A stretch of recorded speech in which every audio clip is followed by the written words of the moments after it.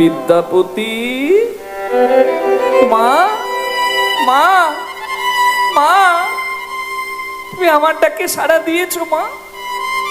বারে, ছেলে যদি এত মিষ্টি করে ডাকে, কোন মা সাড়া না দিয়ে পারে বল?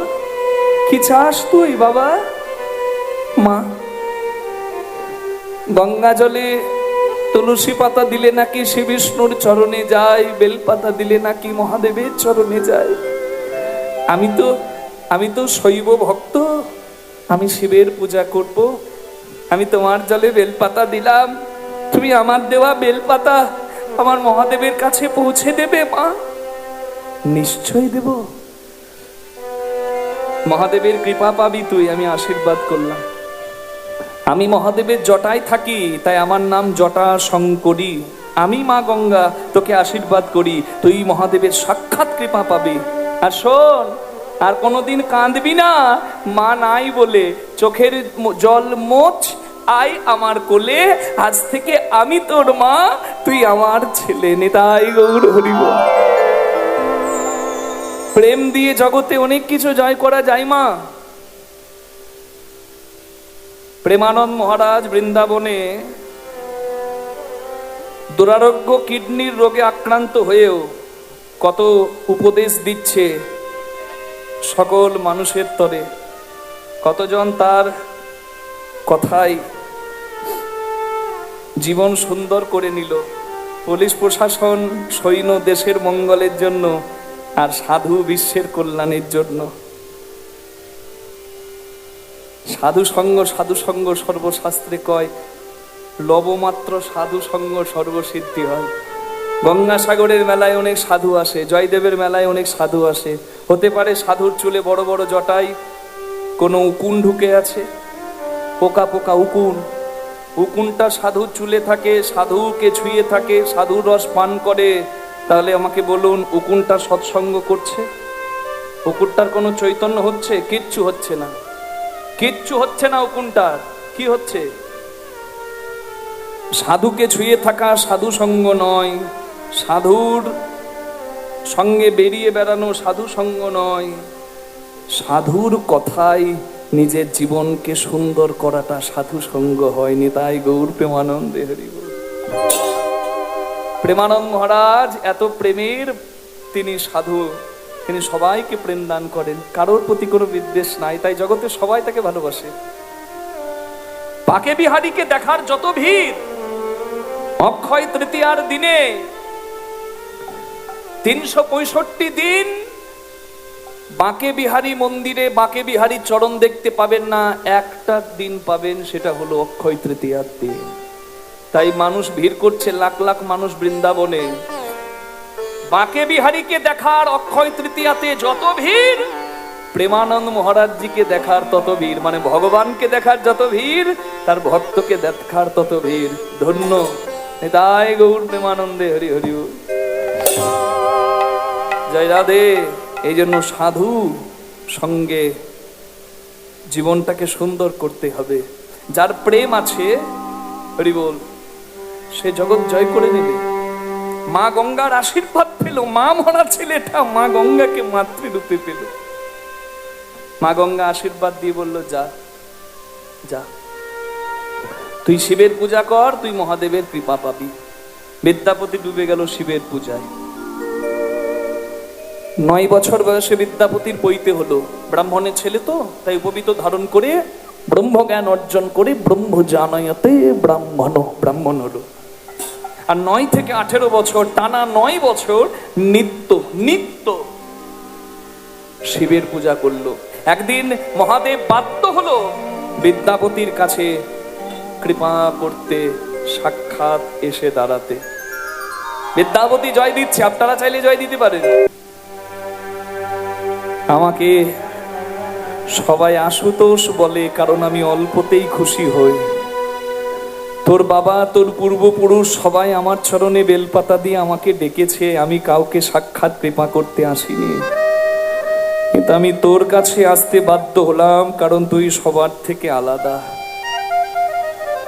তুই যা চাইবি আমি তোকে তাই দেব। বল তোর কি চাই? বিদ্যাপতি আঁচল পেতে মহাদেবের কাছে কাঁদছে। বিদ্যাপতির চোখে জল দেখে শিব বুঝতে পারল বিদ্যাপতি কেন সবার থেকে আলাদা। আমার তপস্যা করে, আমার সাধনা করে কেউ বর চাই, জীবন চাই, যৌবন চাই, বুদ্ধি চাই, শক্তি চাই, মোক্ষ চাই, অমৃত চাই, কিন্তু বিদ্যাপতি আঁচল পেতে কাঁদছে। এর জন্যই তো সবার থেকে বিদ্যাপতি আলাদা। সরস্বতীর বরপুত্র রূপে কালিদাসকে যেমন সবাই মনে রাখবে, শিবের বরপুত্র রূপে বিদ্যাপতি তোকে সবাই মনে রাখবে। তুই যা চাইবি আমি তাই দেব, অভয় দিলাম, বল তোর কি চাই। আঁচল পেতে বিদ্যাপতি কাঁদছে। হে মহাদেব, বৈষ্ণবের আশীর্বাদ না থাকলে হরি ভজন সার্থক হয় না। তুমি তো বৈষ্ণব শ্রেষ্ঠ, তুমি আমায় আশীর্বাদ করো আমি যেন হরি নাম করতে পারি, হরি ভজন করতে পারি।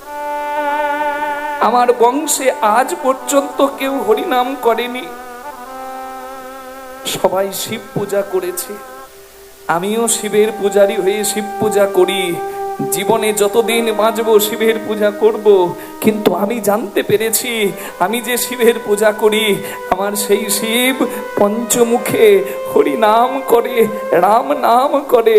তাই আমারও মনের বড় সাধ, আমি হরি নাম করব। আমি হরি নাম করতে চাই, তুমি আমায় আশীর্বাদ দেবে না বাবা? ওরে দুষ্টু, এই ছিল তোর মনে? আমি আশীর্বাদ করছি তোর হরি ভজন সার্থক হোক।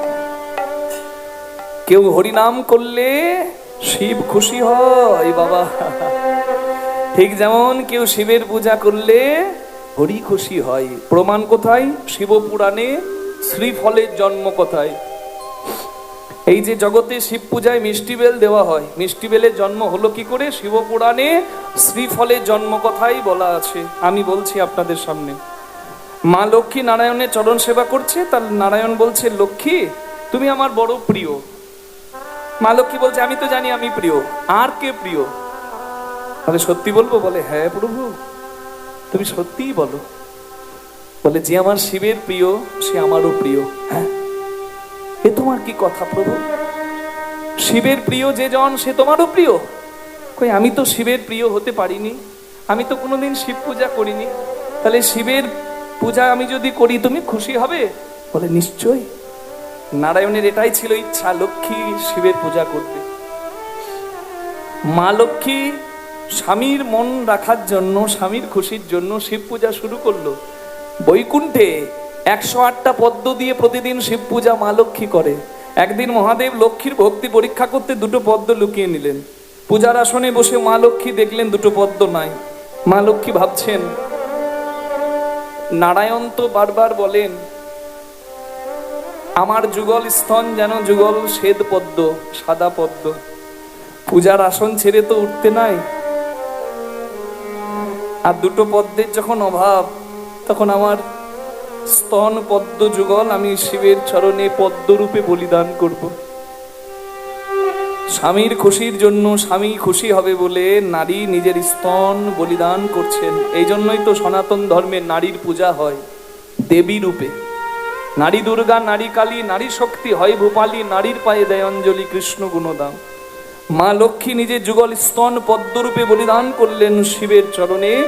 শিব খুশি হয়ে বললেন, দেবী তুমি ধন্য, তোমার সেবা ধন্য, তোমার এত স্বামী ভক্তি, স্বামীর খুশির জন্য তুমি বলিদান করলে তোমার যুগল পয়োধর। আমি তোমায় আশীর্বাদ করছি তুমি নারায়ণের অতি প্রিয় হবে। আর তুমি যে স্তন যুগল বলিদান করলে, তোমার এই স্তনের সদৃশ জগতে একটি ফল হবে, যে ফলের নাম শ্রীফল হবে। শ্রী মানে লক্ষ্মী, লক্ষ্মী অংশে জন্ম বলে ফলটির নাম শ্রীফল। আর সেই শ্রীফল দিয়েই এই শিবের পূজা করলে এই শিব খুশি হবে। নিতাই গৌর প্রেমানন্দে। লক্ষ্মী শিবের পূজা করলে যদি নারায়ণ খুশি হয়, হরি খুশি হয়, তাহলে তুই হরি নাম করলে আমি শিব খুশি হব না কেন বাবা? হর হরির ভক্ত, হরি হরের ভক্ত, যে না জানে এই তত্ত্ব তার জীবন ব্যর্থ। আমি তোকে আশীর্বাদ করি, যা প্রাণ ভরে হরিনাম কর। স্বয়ং হরগৌরীর আশীর্বাদে বিদ্যাপতি ডুবে গেল হরিভজনে। শুধু শিব নয়, মা দুর্গাও আশীর্বাদ করলো বিদ্যাপতিকে। এই বাংলাতে দুর্গা পুজো হয়, শ্রী শ্রী চণ্ডী দেবী ভাগবত মার্কণ্ডীয় পুরাণের মতে, আর বিহারে দুর্গা পুজো হয় এখনো বিদ্যাপতি ঠাকুরের মতে। বুঝতে পারছেন বিদ্যাপতি কত বড় পণ্ডিত? বিদ্যাপতি শুধু শিবকে নয়, শিব দুর্গার আশীর্বাদ পেয়ে তবেই হরিভজন শুরু করলো। কনক ভূধর শিখর বাসিনী চারু চন্দ্রিকা ছয়হাসিনী। কনক ভূধর জগৎ জননী মা কি চারু চন্দ্রিকা ছয়হাসিনী। দশন কোটি বিকাশ ভঙ্গিমা, দশন কোটি বিকাশ ভঙ্গিমা।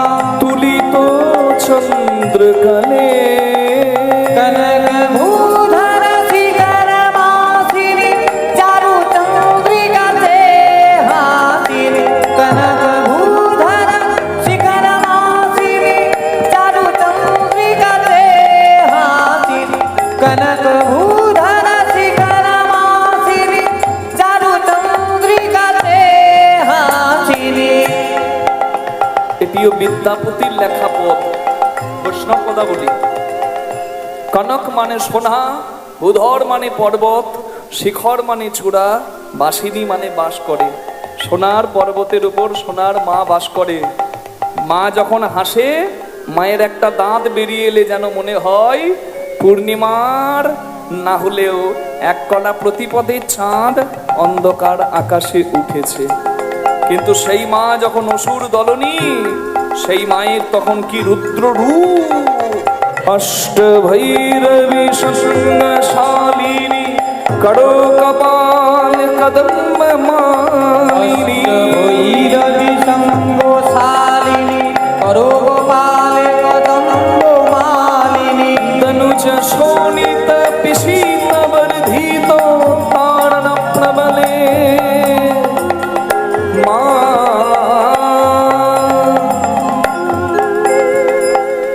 সবাই হাত জোড় করুন বিদ্যাপতির নামে। প্রণতি বিদ্যা প্রতিকৃত স্তুতি সকল পাপ কলা পরিচ্যুতি। তোষিতে শিব সিংহ ভূপতি কামনা ফল দে মা। মা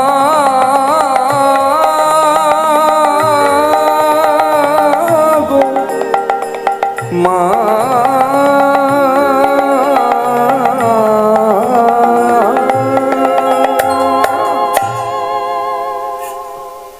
বিদ্যাপতি,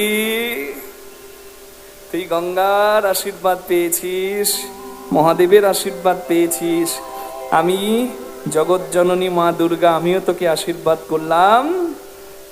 তুই প্রাণ ভরে হরিভজন কর, তোর হরিভজন ধন্য হবে। বিদ্যাপতি ডুবে গেল হরগৌরীর আশীর্বাদে হরিভজনে। উঠিতে বসিতে কিংবা খাইতে শুইতে যে জপে নাম সে তরে তরিতে। সর্বদা বিদ্যাপতি হরিনাম করে, যখন ইচ্ছা হয় তখন। পথে চলিতে আর বলিতে, পথ চলিতে আর বলিতে, পথ চলিতে আর বলিতে, পথ চলিতে আর বলিতে। তুমি গাহো গাহো তার নাম কৃষ্ণ না মধু না। তুমি গাহো গাহো তার নাম কৃষ্ণ না মধুর নাম। পথ চলিতে আর বলিতে, পথ চলিতে আর বলিতে, ও পথ চলিতে আর বলিতে। সম্মুখে আধার রাত্রি, তুমি যে পথযাত্রী। সম্মুখে সারারাতি তুমি যে পথ যাত্রী। পথে চলিতে তার না, কথা বলিতে তার না, পথ চলিতে তার নাম, কথা বলিতে তার নাম। কৃষ্ণ না মধু না, পথ চলিতে বলুন আর গিরিধারী লাল কি। পথ চলিতে আর বলিতে, ও পথ চলিতে আর বলিতে, ও তুমি গাহো গাহো তার নাম, কৃষ্ণ নাম হরি নাম। পথ চলিতে আর বলিতে, পথ চলিতে আর বলিতে। যদি কারোর অসুচ থাকে, যদি কেউ অশুদ্ধ দেহে থাকে, যদি নারী ধর্ম অনুযায়ী মাসে রজস্বলা বা ঋতুবতী হয়ে থাকে, তাহলে মন্দিরে যেতে নাই, দেব পূজা করতে নাই, সাধুগুরু বৈষ্ণবের সেবা করতে নাই, এমনকি গুরুদেবের দেওয়া বীজ মন্ত্র জপ করা উচিত নয়। কিন্তু রজস্বলা অবস্থাতে থাকো, কিংবা অশুচি হয়ে থাকো, কিংবা অশুদ্ধ দেহে থাকো, যে কোনো অবস্থাতেই হরি নাম করা যায়। হরি বল, হরি বল। প্রতি নিঃশ্বাসে দৃঢ় বিশ্বাসে, নিঃশ্বাসে দৃঢ় বিশ্বাসে, প্রতি অস্তিতে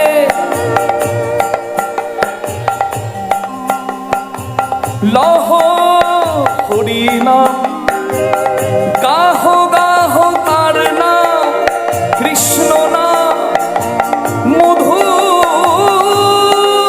নাম। পথ চলিতে আর বলিতে, পথ চলিতে আর বলিতে, তুমি গাহো গাহো তার নাম, তার নাম কৃষ্ণ নাম মধুরী নাম। পথ চলিতে আর বলিতে, ও পথ চলিতে আর বলিতে। বলুন গিরিধারী লাল কি। বিদ্যাপতির হলো কি? হ্যাঁ বলছি বিদ্যাপতির হলো কি বলে জয়। আপনাদের জয় দেওয়া দেখে সেই কিপ্টের খই ছড়ানো মনে পড়ল। হ্যাঁ, ওই কিপ্টে যেমন চালাক আপনারাও তেমন চালাকি করলেন। এক হাড় কিপ্টে জীবনে কাউকে কিছু দেয়নি, 10 টাকা দেয়নি, এমনকি ভগবানের নামেও 10 টাকা 50 টাকা দেয়নি। সেই কিপ্টে চেয়ে চিনতে কোনো রকমে মেয়ের বিয়ে দিয়েছে। তা মেয়ের শ্বশুর বাড়ি মানে বেয়াই বাড়ি যখন প্রথম যাচ্ছে, ভাবছে দোকানে মিষ্টি কিনতে গেলে 100 টাকা চলে যাবে, দরকার নাই। বাড়িতে ধান ছিল, ধান ভাজিয়ে নিয়েছে। ধান ভাজালে কি হয় বলুন? খই। বলছে 10 টাকার খইয়ে যদি কাজ হয়, 100 টাকা খরচা করার কোনো দরকারই নাই। খই ভাজিয়ে খই নিয়ে যাচ্ছে বেয়াই বাড়ি। আর মন্দিরে যিনি বসে থাকেন তিনি হলেন গিরিধারী, নাটের গুরু।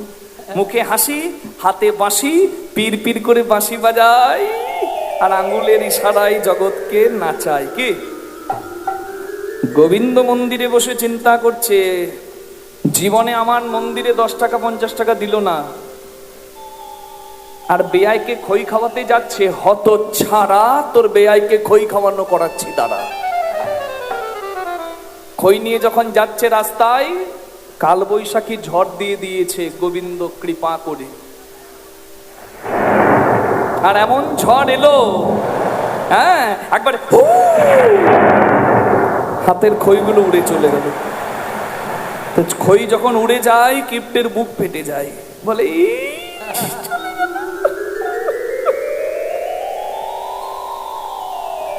কিপ্টে তখন চিন্তা করছে, আমি জীবনে খুশি মনে 10 টাকা 50 টাকা কাউকে দি নাই, এত কষ্ট করে খই ভাজালাম, এমনি এমনি চলে যাবে হাওয়াতে? হতেই পারে না। ভগবানের নামে তো কোনোদিন কিছু দিই নাই। সবাই তো বলে ভগবানের নামে কিছু দিতে হয়। তা খইগুলো এমনি এমনি কেন যায়? যে খইগুলো উড়ে যাচ্ছে, ওই কিপ্টেটা বলছে, উড়ো খই গোবিন্দায় নমো। যা, গোবিন্দায় নমো, গোবিন্দের চরণে যা, উড়ো খই গোবিন্দায় নমো। সেই রকম আপনারা চালাক, আমি কি বলছি শোনার দরকার নাই, বলছে জয়। রাধারানী কি জয়, বিদ্যাপতির হলো কি জয়। মানে কীর্তনিয়া যা বলবে বলুক, প্রভু তোমার জয়। কেন? আপনারা ভালো করেই জানেন জয় দিলেই জয়ী হয়, তাই বলে জয়। বুঝে বুঝে জয় দিতে হয়, তাহলে আনন্দটা বেশি পাওয়া যায়। হ্যাঁ, বিদ্যাপতির সত্যি জয় জয়ই হলো। মিথিলার রাজা বিদ্যাপতির গুণে মুগ্ধ হয়ে বিদ্যাপতিকে রাজকবি তথা রাজ পণ্ডিতের আসন দিল। যার মধ্যে কিছু আছে সে তো সম্মান পাবে কি বাবা। পুস্তকস্থ তুইয়া বিদ্যা পরহস্তগত ধনং কার্যকালে সমুৎপন্নে নচ বিদ্যা নচ ধনং। বাড়িতে মোটা মোটা বই রেখে কোনো লাভ নাই, বইয়ের জ্ঞানটা ভেতরে রাখো। পুস্তকস্থ তুইয়া বিদ্যা, জ্ঞান যদি বইয়ে থাকে তোমার ভেতরে না থাকে ওই জ্ঞানের দাম নাই। পরহস্তগত ধনং, তোমার টাকা তুমি 10 জনকে ধার দিয়ে বসে আছো, আত্মীয়কে, তোমার যেদিন দরকার হবে নচ বিদ্যা নচ ধনং, দেখবে তোমার জ্ঞানও নাই, তোমার প্রয়োজনে কাজে লাগার অর্থও নাই, তাই কাছে রাখো। এই জন্য আমরা বলি জ্ঞান ভেতরে থাকবে, আর ইমার্জেন্সি ফান্ড সব সময় ঘরে বা ব্যাংকে থাকবে। বোঝা গেল? অন্তত 1-2 বছর যেন আমাকে ভাবতে না হয়, এইটুকু টাকা সঞ্চয় করে রেখে দেবেন, দুর্দিনে কেউ পাশে দাঁড়ায় না মা। আপনারা কর্ম করছেন, সংসারী মানুষ, ইমার্জেন্সি ফান্ড রাখতেই হবে। এই জন্য বললাম এটা শাস্ত্রের কথা। প্রেমসে বলুন আধা রানী কি, এটা গৃহীদের কথা, কিন্তু যারা আবার বিষয় নয় তাদের কথা কিন্তু আলাদা। তারা আবার বিন্দু সঞ্চয় করলেই তাদের সর্বনাশ হয়। তো বিদ্যাপতি শিবের পূজা করে, কারণ সে শিব পূজারী, কিন্তু সারাদিনে যখন সময় পায় সে কীর্তন গায়। তার এত সুন্দর কীর্তন, তার মুখে কীর্তন শুনতে মানুষ দূরের কথা, গাছের পাখি, রাস্তার কুকুর ছাগল তার বাড়ির আঙ্গিনায় এসে যায়। কিন্তু এটাই হয়ে গেল বিদ্যাপতির কাল, কারণ বিদ্যাপতির মুখে কীর্তন শোনার জন্য লুকিয়ে লুকিয়ে মিথিলার রানী বিদ্যাপতির কাছে আসতো। একটা নারী যদি পরপুরুষের কাছে লুকিয়ে লুকিয়ে যায়, কি মা, সবার চোখ কেমন সমাজে? ভালো চোখে দেখবে না। রানী বিদ্যাপতির কাছে ছুটে আসতো, বিদ্যাপতি রূপে মুগ্ধ হয়ে নয়, বিদ্যাপতির মুখে কৃষ্ণ কথা শোনার টানে। আমার মধ্যে কি মধু আছে মা? আপনারা এসেছেন কেন? মধু কি আমার মধ্যে আছে? না, মধু আছে নামে। তাই তো ভক্ত ভ্রমর ছুটে আসে হরিবাস রঙ্গনে।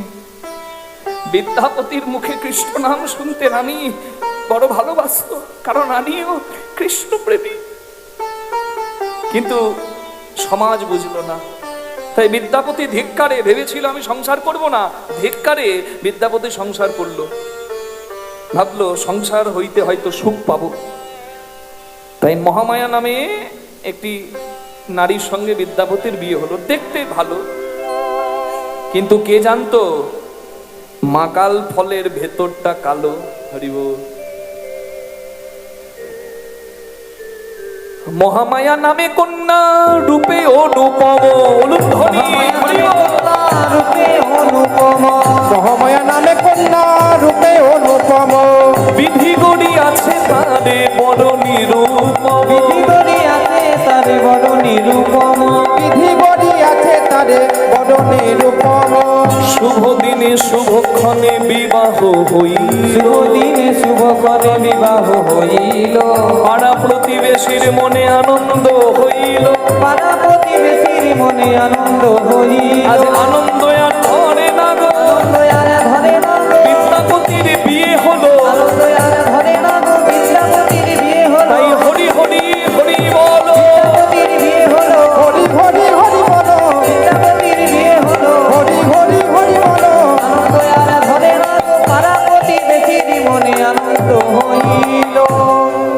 বলুন বিদ্যাপতি ঠাকুর কি জয়। তার হলো কি? আবার বলে জয়। কি হলো? বিবাহ মানে বিয়ে, তাই তো? বিবাহ কথার অর্থ কি? বয়ে হস্যি মানে বিপদ, বয়াকার মানে বাড়ানো, হ মানে হলো, বিবাহ বিপদ বাড়ানো হলো। যারা বাড়িয়েছেন তারা হাড়ে হাড়ে টের পাচ্ছেন, আর যারা বাড়াননি তারা সাবধান। আমি মজা করলাম, সংসার তো করতে হবে, সংসার ধর্ম বড় ধর্ম মা। কি বিশ্ব যদি চলে যায় কানতে কানতে, সংসারে তুমি থাকতে বাধ্য কর্তব্য সাধিতে। সংসারে কর্তব্যের জন্য তোমাকে থাকতেই হবে। তোমার মন যতই বৈরাগ্যে চলে যাক, কর্তব্যের জন্য তোমাকে সংসারে থাকতে হবে, যেহেতু তুমি সংসারী হয়েছো। এটাও একটা বড় ধর্ম, এই জন্য বলে সংসার ধর্ম বড় ধর্ম। সংসারে থেকে ভজন পথে যাওয়া, এত বাধার পরেও ভজন করা, এটা কম নয়। তাই সবার জগতে মূল্য আছে, সবার দরকার আছে, গৃহীরও সাধুরও। তবেই তো ভারসাম্য থাকবে।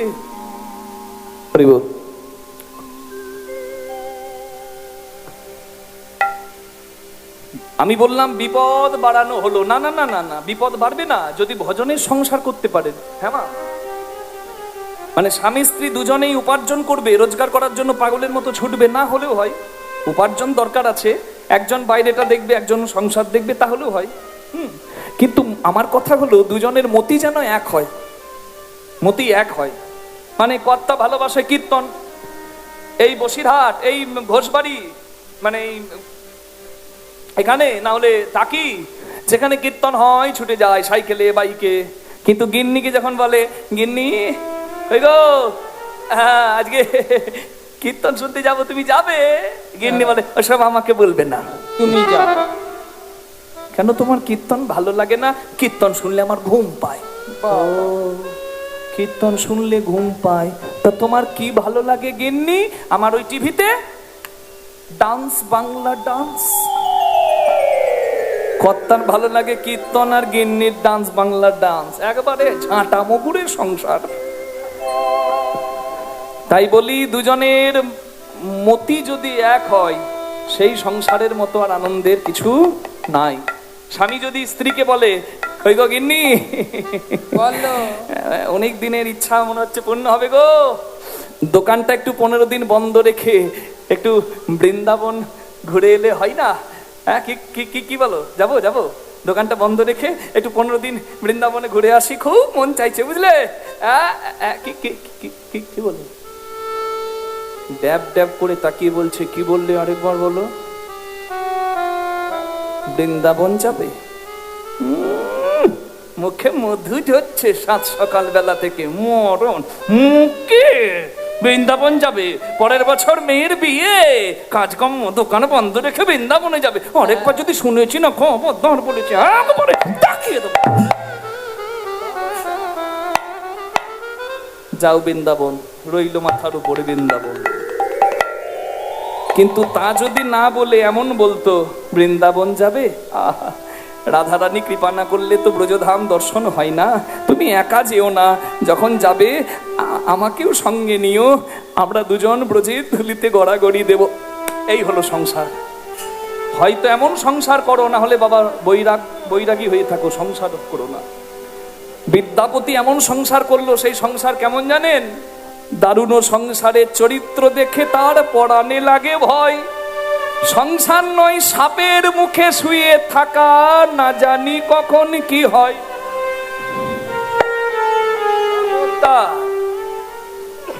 সুখের লাগিয়া যে ঘর বাঁধিনু, পুরিনু দুঃখের তরে, জ্বলন্ত অনল দেখিয়া পতঙ্গ জইছে পুড়ে মরে। বিষ গড়লে ভরলো এ দেহ, আর কি জীবন কাজে, দাসে অনন্ত কয় সাধু ধন্বন্তরী চরণ শরণ পাছে। সাধু সঙ্গ করো, এই হরিবাসরে এসে বসো, কীর্তনের কথায় জীবন সুন্দর করো। ইমা, আপনাদের কি বলতে আমার বড় আনন্দ হচ্ছে। এই আজকে হলো এপ্রিলের শেষ দিক, তাই তো? বৈশাখের 7। এই বৈশাখের 19 তারিখে আমরা কীর্তন করতে যাচ্ছি দিল্লিতে, দিল্লি করলবাগ গৌড়ীয় মঠে। আপনাদের দিল্লিতে কেউ যদি থাকে জানিয়ে দেবেন খবরটা। 3রা মে দুপুর সকাল 11টা থেকে আমরা কীর্তন গাইবো দিল্লি করলবাগে। ভোলে বাবা কি জয়, শিব শঙ্কর কি জয়, भोले बाबा की जय, शिव शंकर की जय, ত্রিপুরারি কি জয়, তারণহারি কি জয়, त्रिपुरारी की जय, तारोखारी की जय। शंकर भोले भंडारी, हो प्रभु जल जल के रीतिकारी, शंकर भोले भंडारी, प्रभु जन जन के रीतिकारी।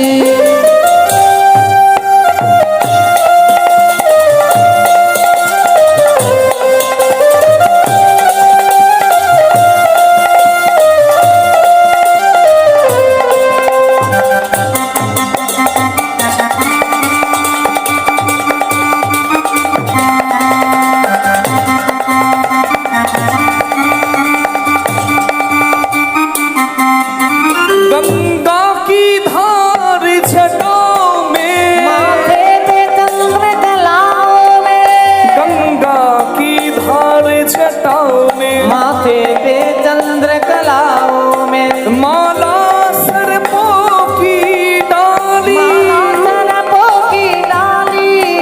तुम जन जन के रितकारी, शंकर भोले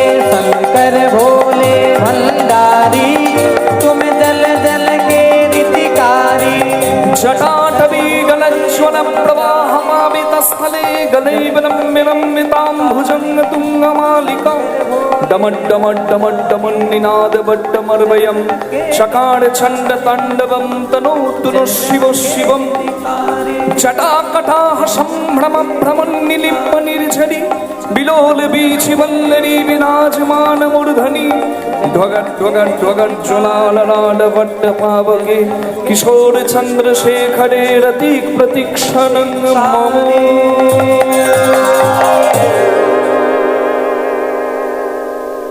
বিদ্যাপতি।